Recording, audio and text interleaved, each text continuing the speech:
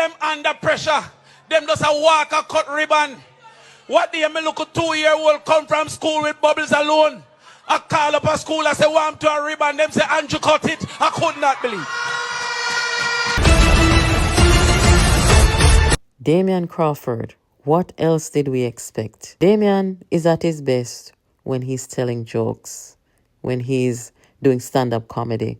Really, that's when he's at his best. Well, the business of politics and future of your country is serious business. So let's get to some serious business here today. Councillors to support the rural bus system. Minority leader and councillor for the Granville Division, Michael Troop, intervened, questioning the suitability of the buses. America dumped them in order to garbage heap over there.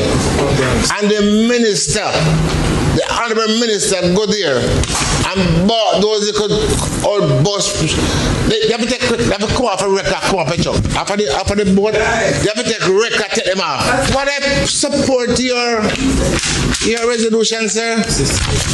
We on this side are blood and fire comrade, and we are going to march to Garden House after the next election. Mr. Michael Troop, wow. I am so disappointed to hear those words coming from your mouth. My goodness. Well, I have to tell you, because I know this video is going to get to you. Can you at least identify the garbage heap or the dump heap in America where the buses were? Please and thanks. I would like to know. Because I am sure that I know the public school system in America better than you do. In fact, I have a child who has been in the public school system for the past 3 years. This year will be her 4th and final year. And you know what? She's been riding these school buses for the past 3 years. Yes, and after living in America for as long as I have, I can't tell you where any dump heap they would then dump up buses, school buses.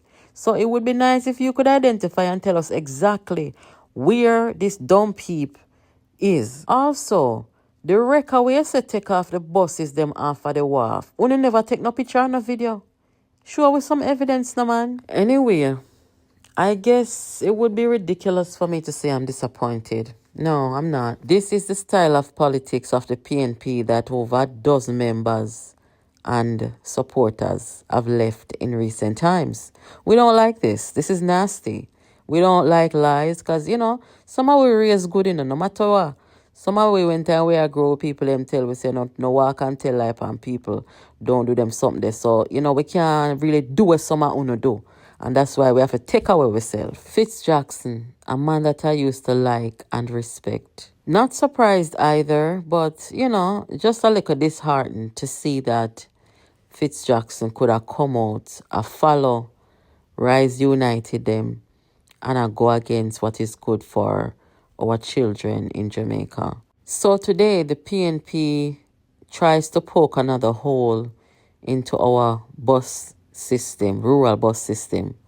The Gleaner posted an article this morning saying that the company that was awarded the $1.4 billion contract by the Jamaican government to import the 110 buses were not certified to do so. The Gleaner said the trade board, which operates under the Auburn Hill-led Ministry of Industry, Investment and Commerce, confirmed also that the buses were shipped without pre-shipment inspection certificates as required by the 2014 Motor Vehicle Import Policy. The Minister of Transport, Daryl Vaz, immediately fired back, saying that his ministry is the importer of the 110 school buses for the Rural Transportation Program and not this company that is called El Hydro Limited. The minister posted a statement on his social media platform saying that false, disingenuous, and reckless suggestion by the Jamaica Gleaner that unlicensed entity was permitted to breach policy. For transparency, I have attached evidence of the inspection certification, sample of license from first set of buses, alleged policy being breached, and what the actual policy permits. So the Gleaner posted the first article I showed you talking about the people who were given the contract and so forth. And then they followed up with an article with Daryl Vaz on the front of it saying Vaz and Trade Board letter give conflicting accounts of El Hydro's role in school bus importation. So that is why now the minister went on his social media page and put out his own press release. I think he thinks the Gleaner is attacking him. He called them disingenuous and everything else. You guys can decide whether the Gleaner is taking a position in favor of, the opposition, or if they're just being objective and posting the truth. I will let you guys decide that. At this point, my thing is, why is it that in Jamaica we are making it so complicated to have these rural school buses for our students? Like, why? Why is it that we have this push and pull? Why is it that we have, the opposition being so relentless against and fighting against the school buses? I can't understand it. When you people wear our flag pin as a symbol of patriotism, as a symbol of wanting what is right for our country and our people, do you really mean that? Because it doesn't appear to me that you do. It seems like you're only there to obstruct. It seems like you're only there to stop what is right and what is good. Don't get me wrong. I believe in, doing what is right in terms of the issue of importation and, who gets contracts and stuff like that. I am all for that. I would never encourage anybody to bend the laws to benefit anybody. I don't believe in that. But this situation with the school buses, it does not have to be so difficult, controversial, and for the opposition to be putting such a bad light on it.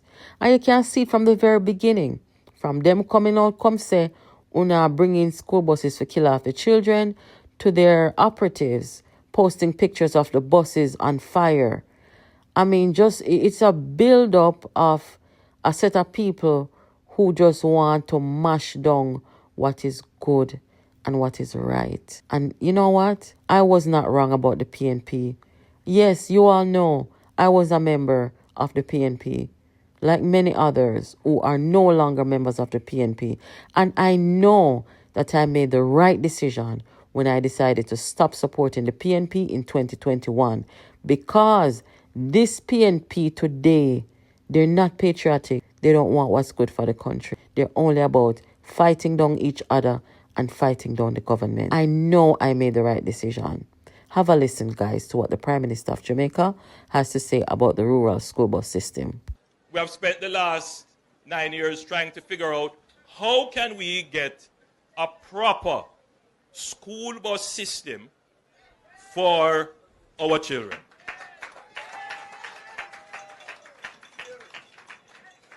But you see, people who have never had to take the public school bus, or rather the public transportation system to go to school, wouldn't understand. Wouldn't understand it. I had to take the bus and taxi to school. And when I couldn't, I walked to school. If you see why I maintain, why I keep my belly flat and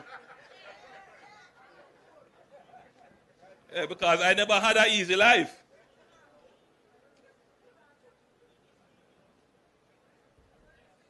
So I understand I had to stand up at bus stop and wait and taxi pass and say, no, you can't come into this.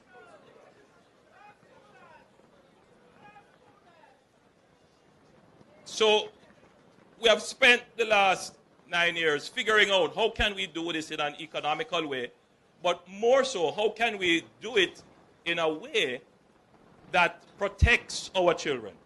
I mean, it's one thing to talk about the economics. It's another thing to talk about the defense of the mores of the society, the morality and values that are constantly under assault with our children in public passenger transport. That is invaluable. You can't put a price on that. And that is why we opted for this modality. And every Jamaican should support this. Almost every modern country, every democracy, that's what they do. They understand the challenges that children would face if they have to compete in public transportation.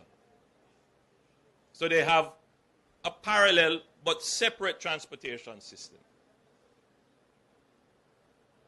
that is more attuned to schools and the maintenance of discipline. You know, you can't expect the public transportation system to have to run on the schedule of schools, to maintain certain standards in what is played and what is said. So we have a parallel system that is going to be structured and rolled out in a democratic way. We're not going to force it on anyone. If people say they don't want it, it doesn't make sense, give it to somebody else who wants it. So it's a collaborative system. So we have spent the last 9 years working it out. So whatever we deliver, we're not delivering you a concept or a test. We're delivering you something that has endurance. It will last and it will solve the problem. So for many years, One of our subscribers called me this morning and said, Nats, I am hoping that the government send one of the school buses them come pour us. Because if I ever take a picture or video and show you what out here looks like on a Monday morning with the students trying to get to school, you would be shocked. Yes. So he said he would like for the minister to make sure that one of the buses get to pour us for the pitney them who travel between there and Mandeville and so on. So Mr. Transport Minister, if you're hearing this, please put out the list of where the buses will be deployed across Jamaica so that I can share it and show the people them. Guys, this is Jamaica Politics Uncovered. Keep it locked here. Make sure that you are subscribed. You're staying tuned here for our latest political news, reviews, updates, and breaking news. Make sure you give the video a thumbs up. Let me know what you think in the comments.